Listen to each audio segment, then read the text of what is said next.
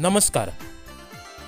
कर्नाटक राज्यातल्या खानापूर जिल्ह्यामधला कौंदल हा गाव, ह्याच गावामधून भारत देश इंग्रजांच्या राजवटीतून स्वतंत्र होण्यापूर्वी 40च्या दशकात नोकरी धंद्याच्या निमित्ताने गोव्याचा रस्ता त्यांनी धरला आणि आज आपल्या वयाच्या नाबाद 85व्या वर्षी गोव्याच्या मातीत त्यांची पाळेमुळे घट्ट रुतून बसली।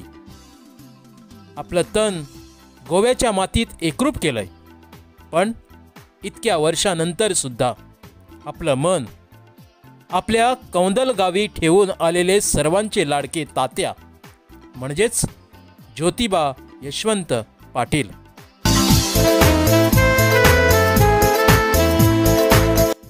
कौंदल गावातून मूळचे शिक्षण घेऊन आपल्या जन्मभूमीतून गोवा हीच आपली कर्मभूमी म्हणून त्यांनी निवडली आणि कितीतरी क्षेत्रात आपला ठसा त्यांनी कायम करून ठेवलाय। त्यामध्ये शिक्षण, साहित्य, खेळ, चित्रकला, समाज कला, मूर्तिकला, संघटक ह्यामध्ये बहुमोलाचे कार्य गेली 5 दशकं अविरतपणे त्यांचं चालू आहे। गोव्यातल्या 66 तालुक्यामधल्या बाणावली गावातल्या ट्रिनिटी हायस्कूलमध्ये मराठी, हिंदी शारीरिक शिक्षक म्हणून विद्यादानाचे कार्य करून निवृत्त झाले आहेत। आज 66 तालुक्यामधल्या नेसा येथे आपल्या कुटुंबासमवेत वास्तव्य करून आहेत।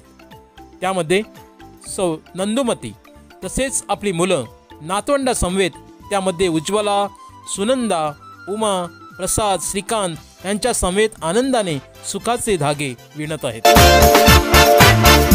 शालेय क्षेत्रात विद्यादानाचे कार्य करीत असताना अनेक कला क्षेत्राची वर्ग शिबिरे पूर्ण केली आहेत। चित्रकलेची आवड असल्या कारणाने कमर्शियल आर्टचा डिप्लोमा पूर्ण करून कितीतरी रेखाचित्रे काढली व पुस्तकांना मुखपृष्ठे तयार केलीत। हे सर्व करीत असताना आपल्या अंगी असलेल्या गुणाचं खरोखरच सोनं केलंय।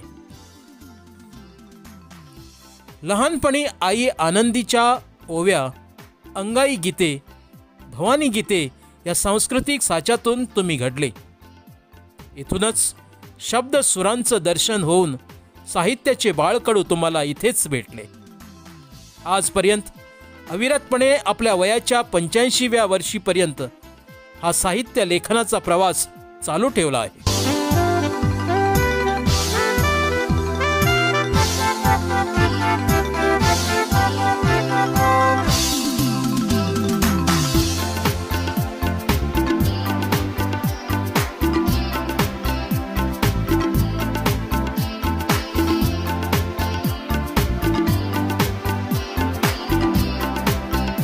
आपल्या आईप्रती कृतज्ञता व्यक्त करणारा पहिला कविता संग्रह चरणस्पर्श तुम्ही लिहिलाय।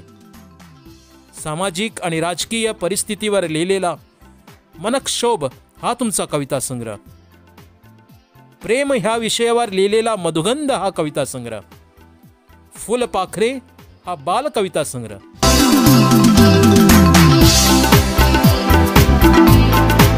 तसेच काव्य सरिता हा कविता संग्रह। महाराष्ट्र कर्नाटक सीमा प्रश्नावर आधारित भाषावार प्रांत रचनेची मागणी करत तेथील लोकांवर होणाऱ्या अन्यायावर वाचा फोडण्याचे 1956 ते 2006 पर्यंत लिहिलेले लेख स्वातंत्र्याचे गुलाम हा लघुग्रंथ लेखन करून त्यांनी जागृती केली। त्यांची दुर्गराज ही स्वतःवर लिहिलेली कादंबरी प्रसिद्ध होण्याच्या मार्गावर आहे। तसेच गौरी गोपाळ, पंचक्रीडा ही पुस्तके प्रसिद्धीच्या मार्गावर आहेत। सव्याची भाकरी हा कथासंग्रह प्रसिद्ध झाला आहे। कितीतरी संस्था तुम्ही घडविल्या, त्या संघटनेचे पदाधिकारी म्हणून तुम्ही काम केले। यामध्ये बाणावली एज्युकेशन सोसायटीचे सदस्य, ऑल गोवा कबड्डी असोसिएशनचे संचालक आणि खजिनदार, मडगाव स्कूल कॉम्प्लेक्स क्रेडिट सोसायटीचे संस्थापक अध्यक्ष, अखिल भारतीय साहित्य संमेलनात काव्य मैफिलीमध्ये कविता सादरीकरण तुम्ही केली आहे। अनेक पुरस्कारांनी तुम्हाला गौरविले आहे. मनक्षोभ या काव्यसंग्रहाला श्री सुब्रमण्यम साहित्य अकादमी माचिगड अनगडी तालुका खानापूर 2011-2012 गणेश स्मृती काव्य पुरस्कार.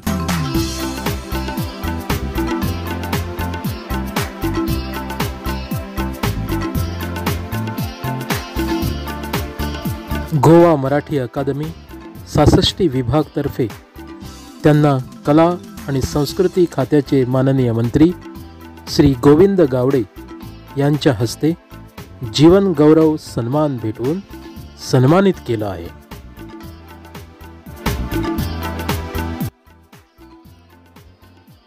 जीवनात कर्तबगारी, क्रांतिकारी, कलाकारी आणि पुरस्कारी माणसाची रीग असतेच. पण ही माणसे घडताना त्यांना आयुष्यात कितीतरी सुखदुःखाचा सामना करावा लागतोय. मानवतेचा वर लाभलेला मराठी साहित्य संस्कृतीचा ध्यास आणि श्वास जपणारे तुम्ही वारकरी, मराठी वाङ्मय संस्कृतीचा पुरस्कार करणारे श्री ज्योतिबा आपल्या निर्मळ, शांत आणि हजर जबाबी प्रामाणिकतेवर आपली साहित्य रचना आपल्या वयाच्या 85व्या वर्षीसुद्धा सातत्याने करीत आहेत. आपण 80 वर्षे पार करून सहस्त्रचंद्र योग पाहण्याचे भाग्य आपल्याला लाभले आहे.